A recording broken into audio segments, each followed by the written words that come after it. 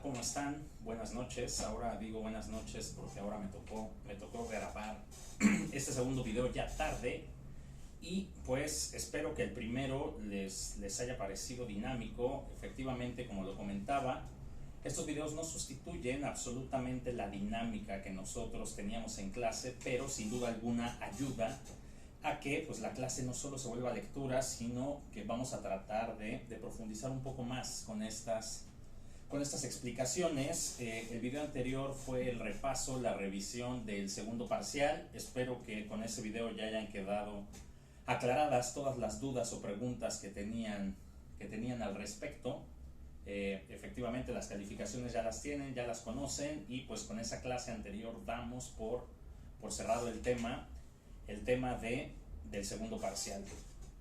Ahora, el día de hoy nos toca hablar sobre nuestra siguiente y última lectura que teníamos proyectada o que tenemos proyectada para el curso. La lectura, ustedes ya hicieron el reporte, se llama El Estado Mexicano, su estructura constitucional, y el autor es Pascual Alberto Orozco Garibay. Esta lectura es muy importante pues porque hasta hoy, durante todas estas sesiones, durante todos estos meses que hemos estado juntos, hemos analizado la teoría general del Estado. Como yo les dije, esta teoría general del Estado consiste en aplicar los conceptos del Estado para analizar cualquier país que a ustedes se les ocurra. Es decir, hoy en día ustedes ya están dotados de los conceptos básicos de la teoría general del Estado que les permite analizar ya de manera ordenada, de manera metódica, de manera científica, la estructura y el funcionamiento de cualquier Estado que les venga a su mente. Obviamente, del Estado que vamos a hablar, por la extensión por la corta duración de nuestra materia, es el Estado mexicano. Todos esos conceptos, todos esos elementos del Estado, todas esas características del Estado que ya hemos venido analizando, ahora toca que las apliquemos al Estado mexicano. Es muy importante, por favor, que para esta lectura y para los siguientes videos que vamos a tener al respecto, ustedes puedan tener a la mano su constitución. Yo siempre les he dicho, les sugiero no comprar constituciones en las librerías, en las editoriales, porque muchas veces no sabemos cuánto tiempo llevan esos libros en la biblioteca, en la librería, y pues muchas veces compramos versiones desactualizadas.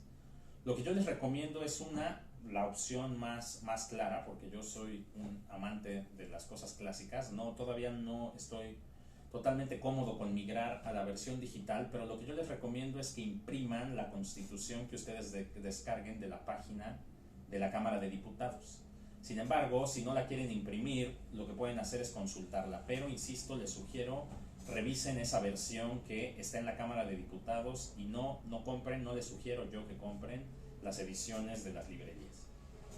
¿Por qué? Pues porque como ustedes ya estudiaron, es en la Constitución, en la parte orgánica que ustedes ya conocen, donde está estructurada cómo está organizado el Estado mexicano, cómo están organizados todos sus elementos, cómo están organizadas todas sus características y, por supuesto, cómo está organizado el poder soberano del Estado mexicano.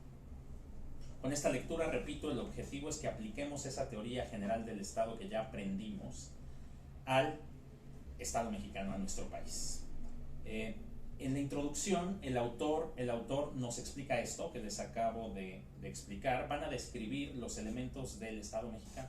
Sin embargo, como pudieron notar, el autor es de esos clásicos que nosotros criticamos en el salón, pues porque él identifica menos elementos que nosotros. Él solo identifica el elemento humano o población, identifica el elemento territorial o espacial, identifica el gobierno o autoridad e identifica el derecho.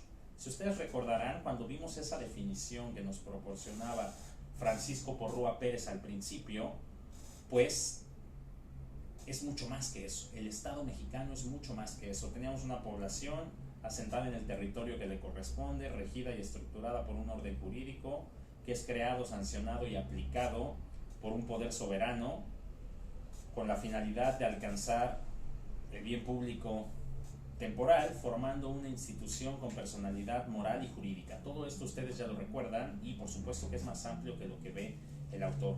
Sin embargo, lo que vamos a aprovechar de él, y no encontré a alguien que lo hiciera mejor, es que él sí va analizando los artículos de la Constitución, los apartados de la Constitución más importantes a efecto de entender la naturaleza del Estado mexicano.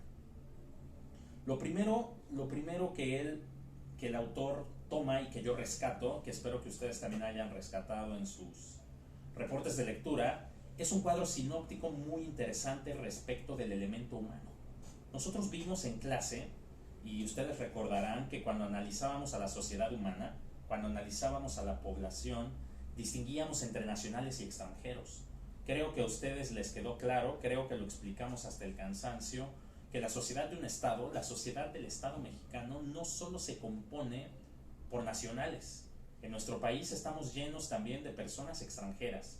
Y el hecho de que estas personas extranjeras no tengan la nacionalidad mexicana, pues no implica que no forman parte del Estado. Nosotros lo dijimos, tanto nacionales como extranjeros son parte de la sociedad del Estado mexicano, y al formar parte de esta sociedad, por supuesto que contribuyen y por supuesto que buscan alcanzar el bien público temporal del que tanto hemos hablado. ¿Por qué cito que el autor es bastante gráfico con esto? Porque él recoge un cuadro sinóptico muy interesante, donde nos dice que a grandes rasgos la sociedad del Estado mexicano la podemos dividir en dos universos principales, que si tuviera mi pizarrón dibujaría una llave muy bonita y pondría de un lado a los nacionales y del otro lado a los extranjeros. Esa es la primera gran división. Si alguien les preguntara a ustedes, ahora sí ya hablando del Estado mexicano, ¿cómo se integra la sociedad del Estado mexicano? Se integra por nacionales y se integra por extranjeros. Esa es la primera clasificación. Después, dentro de los nacionales también tenemos personas de diversos tipos. Ustedes ya lo saben, lo recordarán desde su clase de actos jurídicos y personas. Las personas nacionales se dividen en personas físicas y en personas morales. Esa es una segunda gran división, esa es la segunda llave de este cuadro sinóptico. Primer punto, la sociedad mexicana, que es el elemento poblacional, se divide en nacionales y extranjeros. Y a su vez los nacionales se dividen en personas físicas y personas morales. Dentro de las personas físicas, que es el primer subapartado de los nacionales, tenemos lo que ustedes ya saben: mexicanos por nacimiento, mexicanos por naturalización, tenemos también personas con doble nacionalidad y tenemos también mexicanos que residen en el extranjero. Estas cuatro categorías son distintas, pero al fin y al cabo todas son consideradas como nacionales, personas físicas nacionales. Donde a mí me gustaría que pusieran más énfasis, donde me gustaría que centraran la reflexión, es en la distinción entre mexicanos por nacimiento y mexicanos por naturalización. No sé si ustedes recuerdan, pero nosotros veíamos que para nuestra Constitución tenemos mexicanos de clase premier y tenemos mexicanos de una segunda categoría. Es decir, no obstante que los dos son mexicanos, no tenemos igualdad de derechos. Ustedes ya lo habían analizado conmigo en clase. Los mexicanos por nacimiento, ellos sí tienen un conjunto de derechos completo. A ellos sí se les reconocen absolutamente todos los derechos. Mientras que a los mexicanos por naturalización, por su parte, no se les conceden todos los derechos. Por ejemplo, ustedes mismos los citaban, muchos mexicanos por naturalización no son elegibles para ciertos puestos de alto rango, de alta jerarquía en el Estado mexicano. Esa sería una primera distinción.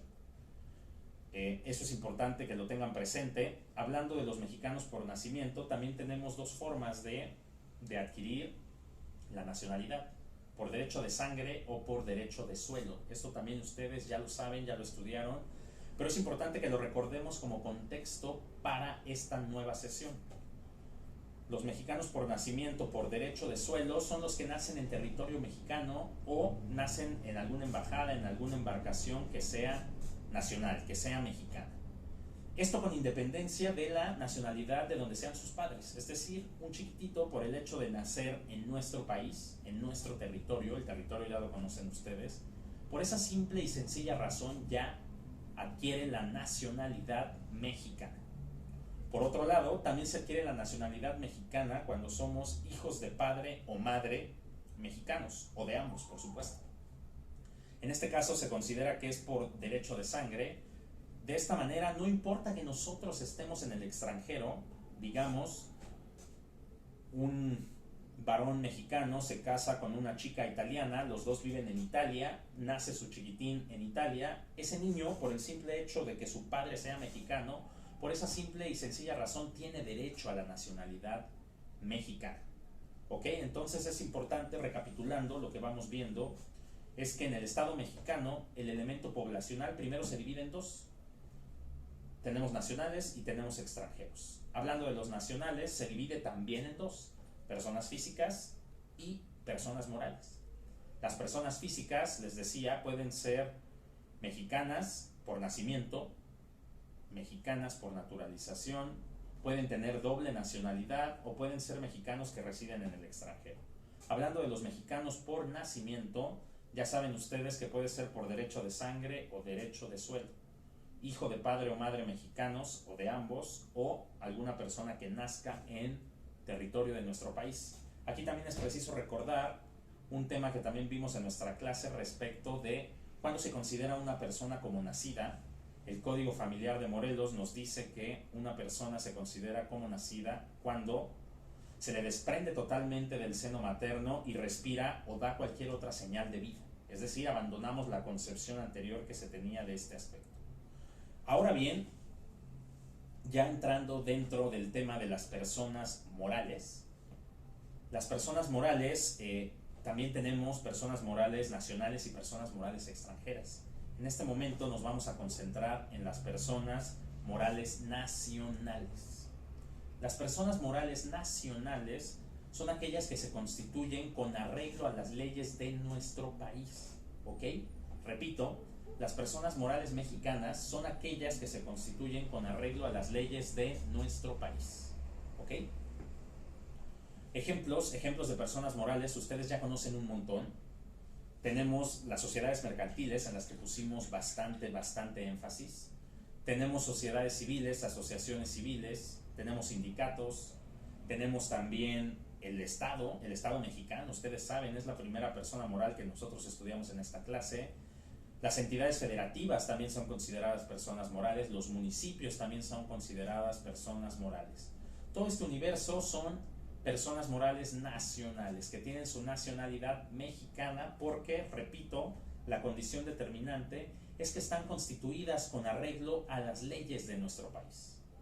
Sin embargo, y aquí es un matiz muy interesante y que a mí me encanta, también aquí recuerden, por favor, y nunca olviden la diferencia entre sociedad mercantil y empresa que nosotros analizamos y que les adelanto, seguro va a venir en el examen final, así que vuelvan a repasar ese tema. Pero bueno, hablando de las personas morales, ustedes tienen que identificar que hay dos tipos. Aquí voy a usar como ejemplo, para dar esta explicación, una sociedad mercantil. Las sociedades mercantiles, como regla, con excepción de la sociedad por acciones simplificada, las sociedades mercantiles como regla se componen por dos o más socios. Dos o más socios que pueden ser personas físicas o personas morales, dependiendo del tipo social del que estamos hablando. Pero vamos a partir de un ejemplo de que las sociedades mercantiles se constituyen por dos o más personas físicas para efecto de comprender en esta materia. Es decir, una sociedad anónima se puede constituir por Pedro y Luis. Pedro y Luis constituyen una sociedad anónima, o en el ejemplo que veíamos en clase, Hugo, Paco y Luis. Esos tres dan nacimiento a una persona moral, que es la sociedad mercantil, que es distinta de estas tres personas físicas. Ahora bien, esta sociedad es indiscutible, es sociedad mexicana porque se constituye con arreglo a las leyes de nuestro país. ¿Ok? Eso es lo primero que les quede claro. En este primer ejemplo que les pongo, tanto Hugo, tanto Paco y como Luis, los tres son de nacionalidad mexicana. Ahí tenemos una sociedad mercantil con solo mexicanos.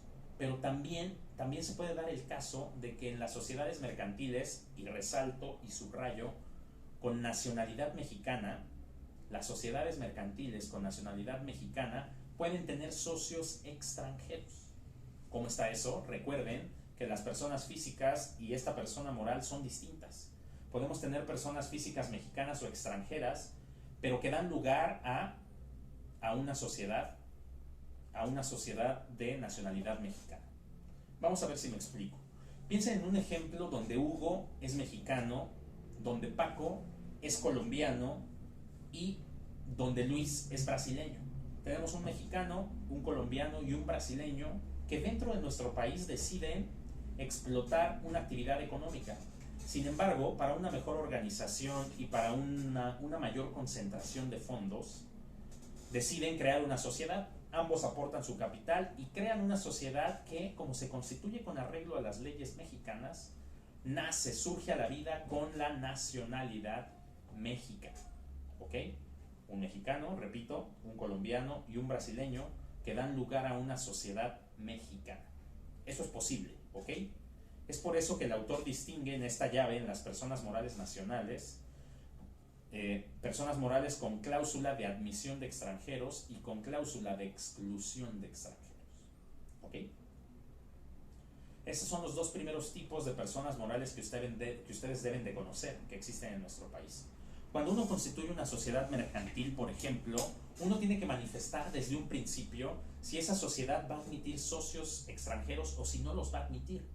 Si no admite socios extranjeros, así se va a establecer desde un principio y en el futuro, salvo que el contrato social se modifique, esa sociedad no puede admitir, repito, socios extranjeros.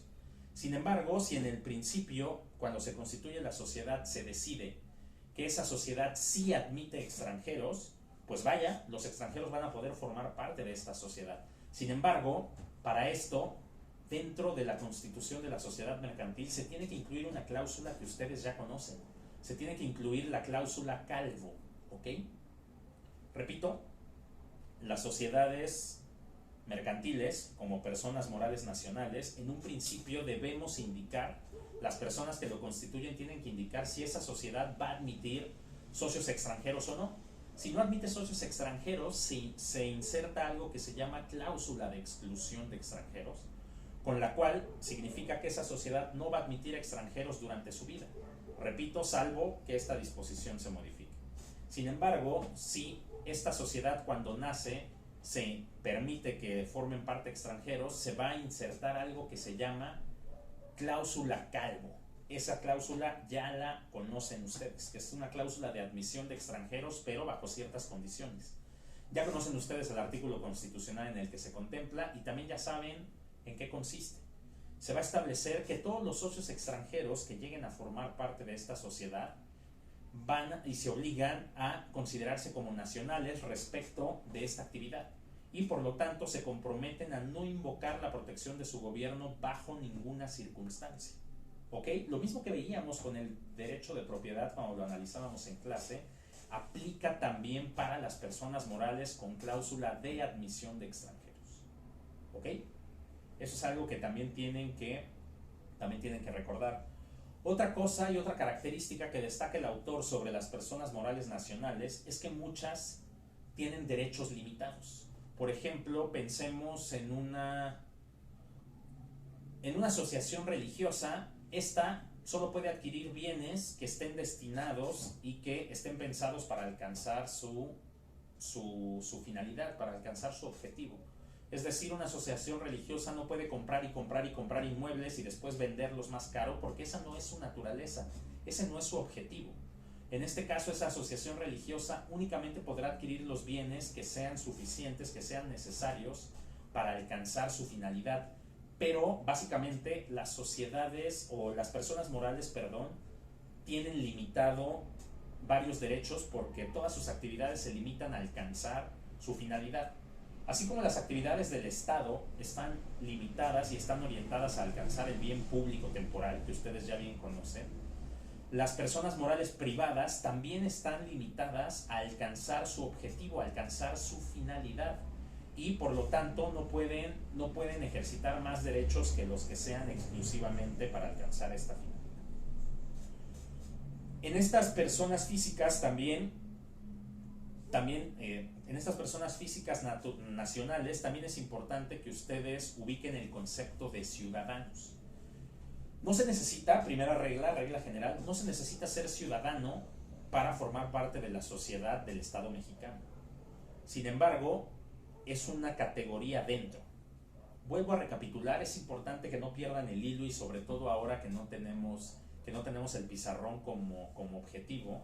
Les estaba diciendo que en esta clase lo que vamos a analizar son las reglas y los conceptos de la teoría general del Estado, pero aplicados al Estado mexicano, aplicadas a la naturaleza de nuestro país, México. El primer elemento que analiza el autor es el elemento personal, esa sociedad humana, y lo primero que nos dice es que la sociedad humana no solo se integra por mexicanos. Esa es una regla que ustedes ya sabían y nuestra Constitución la recoge esa regla de la teoría general del Estado. Es decir, la sociedad del Estado mexicano se integra tanto por nacionales como por extranjeros. Primera regla. Hablando de los nacionales, tenemos que pueden ser personas físicas o personas morales. De las personas físicas es importante que ustedes pongan atención en varias categorías. Mexicanos por nacimiento, les decía, mexicanos por naturalización, mexicanos con doble nacionalidad y también mexicanos que residen en el extranjero y finalmente los ciudadanos, ¿ok? Ya vimos que los mexicanos por nacimiento pueden ser por derecho de suelo o derecho de sangre. Ya vimos que los mexicanos por naturalización no tienen derechos plenos como los mexicanos por nacimiento. Tienen los derechos recortados. Ejemplo, no pueden ocupar cargos de cierta jerarquía en el Estado mexicano. Eso pasa también con los mexicanos con una doble nacionalidad. En ciertos casos y para ciertos puestos tendrían que renunciar a esa segunda nacionalidad para poder ejercitarlo. Los mexicanos residentes en el extranjero pues están fuera, ustedes lo saben. Y finalmente los ciudadanos son aquellas personas físicas con derechos políticos. ¿Quiénes son ciudadanos en nuestro país? De conformidad con nuestra norma, con la legislación mexicana, son ciudadanos, repito, son ciudadanos las personas que alcanzan la mayoría de edad, es decir, aquellas personas que alcanzan la capacidad de ejercicio. Una vez que se alcanza esa capacidad de ejercicio, ya son considerados por la ley como ciudadanos. ¿Y eso qué les da derecho? Les da derecho a un montón de derechos políticos. Los que ustedes más conocen es votar y ser votado, ¿ok? Entonces esa es la quinta subcategoría de las personas físicas, repito, nacionales. Ciudadanos solo pueden ser mexicanos, no puede haber extranjeros ciudadanos de nuestro país.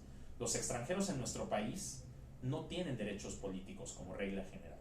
Es decir, los extranjeros que no tengan nacionalidad mexicana, que no tengan doble nacionalidad, es decir, los que sean puramente extranjeros, los que solo tengan una nacionalidad extranjera, no pueden ser ciudadanos. Ellos, repito, no tienen derechos políticos. Y finalmente veíamos con las personas morales que, hablando de las personas morales privadas, como son las sociedades mercantiles, podemos encontrar personas morales con cláusula de admisión de extranjeros y personas morales con cláusula de exclusión de extranjeros. Admisión de extranjeros son aquellas personas morales, aquellas, en este caso en el ejemplo, esa sociedad mercantil que va a admitir extranjeros como socios. Sin embargo, es necesario que se inserte la cláusula Calvo, en virtud de la cual esos extranjeros que lleguen a formar parte de la sociedad se van a considerar como nacionales en todo lo referente a esa inversión, a todo lo referente a esa actividad económica, y por lo tanto se comprometen a no invocar la protección del gobierno de su país. Por otro lado, también se puede optar por la posibilidad de que las personas morales no admitan extranjeros. En este caso no se inserta la cláusula Calvo, sino que únicamente se inserta una prohibición general. Es decir, en esta sociedad no se admiten socios con nacionalidad extranjera. Y finalmente, el otro punto que tienen que recordar por lo pronto de las personas morales nacionales es que sus derechos están limitados a alcanzar su finalidad. No pueden ejercitar derechos por fuera, no pueden adquirir más derechos que los que sean estrictamente necesarios para alcanzar con su finalidad. Les ponía la analogía, así como el Estado mexicano únicamente puede realizar acciones que tiendan a alcanzar el bien público temporal, también las personas morales de naturaleza privada solo pueden realizar acciones que tiendan o que busquen alcanzar su finalidad social, sus objetivos sociales. Ahora, en el apartado de los extranjeros, el segundo subtipo de las personas que pueden integrar la sociedad de nuestro país, la sociedad del Estado mexicano, también tenemos personas físicas y personas morales. Personas físicas extranjeras y personas morales extranjeras. Las personas físicas extranjeras pues son cualquier persona con una nacionalidad de otro país, que sin embargo, no obstante que sean extranjeros, forman parte de la sociedad mexicana si es que de cierta forma viven o por ejemplo viven aquí en nuestro país. Una persona con nacionalidad de los Estados Unidos que vive en México forma parte de la sociedad humana que forma al Estado mexicano. Ya veíamos que la sociedad estatal no es igual a nacionales. La sociedad del Estado también puede estar integrado por extranjero y por supuesto estas pueden ser personas físicas. El autor incluye tres clasificaciones: los no inmigrantes, los inmigrantes y los inmigrados. Los no inmigrantes son los que visitan nuestro país sin tener la finalidad de residir o establecerse aquí. Por ejemplo, los turistas solo vienen un ratito y por ese ratito también forman parte de la sociedad del Estado mexicano. Los inmigrantes y los inmigrados son los que por su parte ya entran con un propósito de establecerse, de residir en nuestro país. Y pues estos con mayor razón también forman de la sociedad estatal. Por el momento chicos, me conformo con que les quede claro para esta sesión estos primeros conceptos que repasamos, y les voy a hacer llegar un cuestionario a través de la plataforma para que ustedes, después de ver este video, respondan un breve cuestionario que les voy a pedir. Como ustedes saben, ahora ya no tenemos reportes de lectura porque ya acabamos todos, pero para que ustedes se mantengan activos y para que tengamos tareas que ayuden en su promedio, les voy a ir dejando cuestionarios que tienen que responder después de ver el video, ¿ok? ¿Y cómo se responden? Pues con las ideas principales que estamos platicando, y lógicamente también se pueden apoyar en la lectura. Lo que tienen que recordar ya para cerrar este segundo video es que vamos a ver la teoría general del Estado aplicada al Estado mexicano. El primer elemento que estamos analizando, y de manera introductoria porque lo vamos a profundizar después con otros videos, es que el autor nos dice que la sociedad mexicana, de conformidad con nuestra Constitución, de conformidad con la legislación mexicana, se compone tanto por nacionales y como extranjeros. Dentro de los nacionales nos pide que pongamos atención en una clasificación entre personas físicas y personas morales.